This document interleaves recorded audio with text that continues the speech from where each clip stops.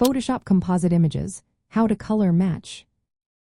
Are you struggling to make your composite images in Adobe Photoshop look like they belong together?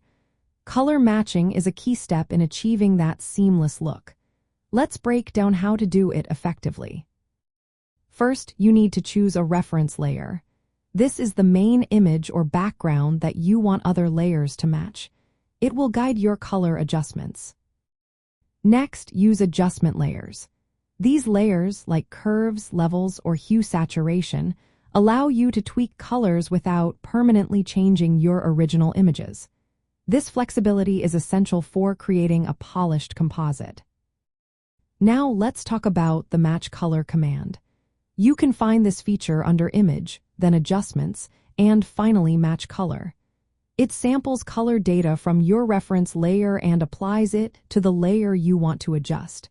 This can save you time and effort. If you have a recent version of Photoshop, you can use the neural filter called Harmonization. This tool uses artificial intelligence to match the color and tone of one layer to another.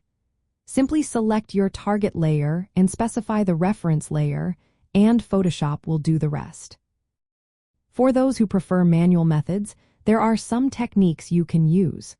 Start with the Curves adjustment layer and try the auto options to quickly balance tones. You can also make selective color adjustments to fine-tune specific hues. Using clipping masks can help restrict color changes to just the subject of your composite. To match color and light more realistically, consider using blending modes. Sample an average color from your background using the average filter. Create a new layer filled with this color, set it to the color blend mode, and reduce the opacity.